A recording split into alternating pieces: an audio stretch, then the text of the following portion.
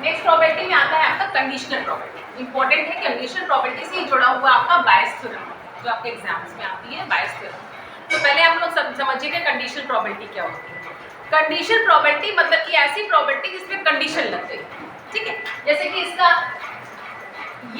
Form होता है P, ये एक फॉर्मूले में लिखा है लेकिन आप लोग इसको समझिए पी बी बाई ए।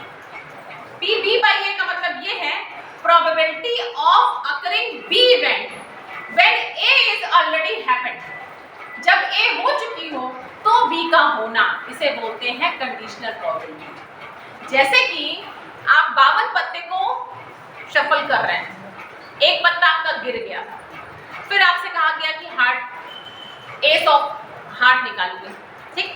अब इसका मतलब क्या हो गया, जो गिरा हुआ पत्ता है एक काम हो चुका, उस इवेंट को हमने कह दिया ए इवेंट। और हमने आपसे कहा कि पान का इक्का निकालिए, तो इस बी को बोलेंगे पान के इक्के की प्रोबेबिलिटी क्या है जब एक पत्ता ऑलरेडी गिर चुका है। यहाँ पे आती है कंडीशनल प्रोबेबिलिटी, ठीक। अब इसका फॉर्मूला क्या होता है, वैसे तो बताया हमने आपको पहले ही बताया है कि प्रोबेबिलिटी में किसी का फॉर्मूला नहीं होता, ठीक है, लेकिन कभी कभी क्वेश्चंस कोई फॉर्मूला बेस आ जाते हैं तो इनको समझिएगा।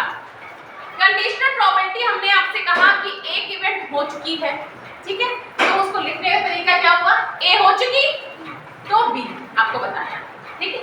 तो अगर देखिए इसकी प्रोबेबिलिटी निकालनी है, अगर देखो तो ए और बी दोनों एक साथ हो रही है, ए और बी साइमल्टेनियसली हो रही है। तो साइमल्टेनियसली हो रही है तो अगर आपसे कहा गया कि ए यूनियन बी निकालो तो आप क्या करोगे, दोनों को करना है, दोनों इवेंट को करना है। तो पहले पत्ता गिरा उसकी प्रोबेबिलिटी इनटू, काम खत्म नहीं होता है तो इनटू लगता है, ये हमने आपको बता दिया, इनटू बी की प्रोबेबिलिटी। लेकिन बी को लिखेंगे कैसे, बी बाई ए, क्यों, ए हो चुकी है तब वो, ये आपसे पूछे तो फॉर्मूला बन जाता है इससे, देखिए तो P B by A is equal to P A union B upon, ये फॉर्मूला बन जाता है आपका कंडीशनल प्रोबेबिलिटी, ठीक है। ए इंटरसेक्शन बी है, तो ये सोचेगा बी इंटरसेक्शन होगा, क्यों, क्योंकि ए और बी दोनों का इंटरसेक्शन, क्यों, बी का भी होना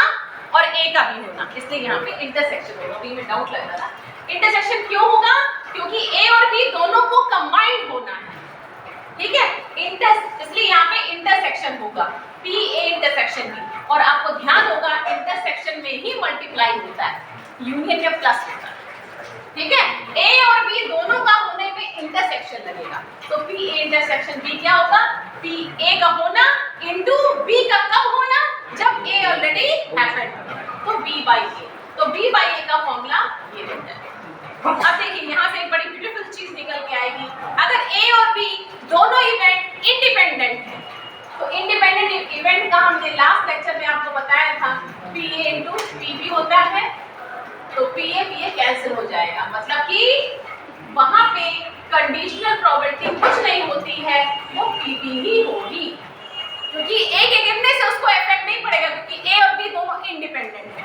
जैसे हमने कहा कि ताश के पत्ते में से एक पत्ता गिर गया और पासे में 6 आ जाए, दोनों इवेंट कैसी इंडिपेंडेंट है, तो वहां पे पी बी बाई ए से कोई मतलब नहीं है, P B by A B ही होगा, गॉट इट। तो दिस इज कॉल्ड आपका ये कंडीशनल प्रोबेबिलिटी, ओके। अब इसके base question, okay, conditional probability में हमने एक क्वेश्चन लिया है कि एक अर्न है, एक आपका बैग है, इसमें 10 व्हाइट 3 ब्लैक, 10 व्हाइट 3 ब्लैक, दूसरा बैग है 3 व्हाइट 5 ब्लैक, ओके। ये 2 अर्न है, इन अर्न में आपको क्या करना है, 2 बॉल ड्रॉन करी है फर्स्ट अर्न से और उन 2 बॉलों को पुट इनटू द सेकंड में डाल दिया और फिर अब सेकंड से एक बॉल ड्रॉ कर रहे हैं और क्वेश्चन है क्या प्रोबेबिलिटी है कि जो एक बॉल हम ड्रॉ कर रहे हैं वो व्हाइट हो, मतलब कि फर्स्ट वाले बैग से 2 बॉल निकाल के इसमें डाल दीजिए, तब सेकंड अर्न से आप बॉल निकालिए जो कि व्हाइट हो, उसकी प्रोबेबिलिटी निकालिए। तो यहाँ पे कंडीशनल प्रोबेबिलिटी क्यों हो गई, क्योंकि एक घटना घट चुकी है, क्या घटना घट चुकी है कि 2 बॉलें इसमें से निकाल दी गई है, जो पहली घटना घट चुकी है 2 बॉलें निकाली गई हैं, उसको हमने मान लिया कि अगर वो फर्स्ट बॉल से से निकाली गई है तो उसके केसेस क्या क्या होंगी कि वो दो बॉलें हो सकता है प्योर व्हाइट हो जाए, या वो दो बॉलें ब्लैक हो जाए, या एक व्हाइट या एक ब्लैक, या एक ब्लैक एक व्हाइट हो जाए। ओके, क्योंकि ऑर्डर इज नॉट मैटर। ठीक, अब उसको हमने नाम दे दिया ए इवेंट, जो कि दो व्हाइट बॉलें ए फर्स्ट से निकाली गई। ठीक, और बी को हमने इवेंट दे दिया कि दो ब्लैक निकाली गई फर्स्ट। सी को हमने दे दिया एक व्हाइट और एक ब्लैक। इसके अलावा तो कोई केस नहीं बनता ना। अब हमने कहा कि W वो इवेंट है कि एक व्हाइट बॉल निकालनी है फर्स्ट सेकंड वाले अंक से, लेकिन यहाँ पे ये नहीं पूछा गया। यहाँ पे पूछा गया है आप प्रोबेबिलिटी बताइए कब, जब आपकी घटना कौन सी हो चुकी है, पहली घटना हो चुकी हो, वो A, B, C में से कोई है।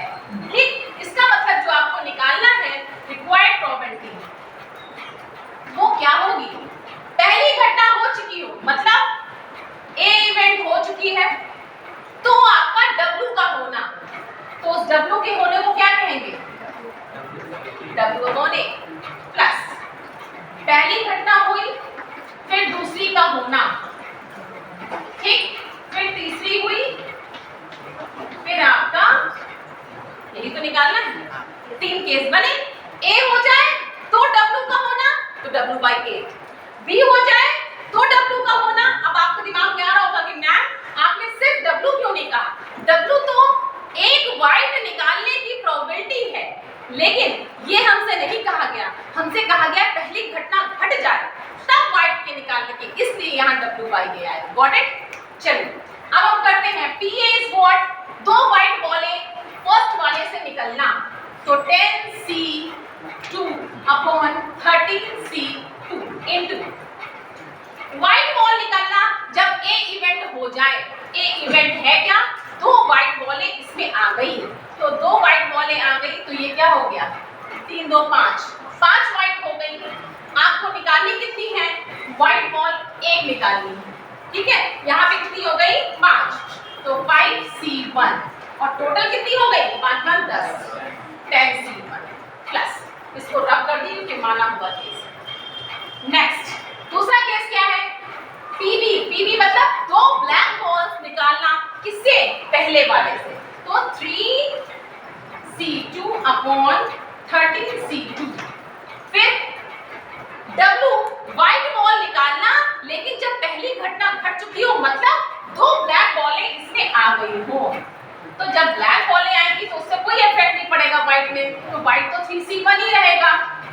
हाँ, बॉलों की संख्या बढ़ गई है, 5 3 8 तो 10। ओके, काम खत्म।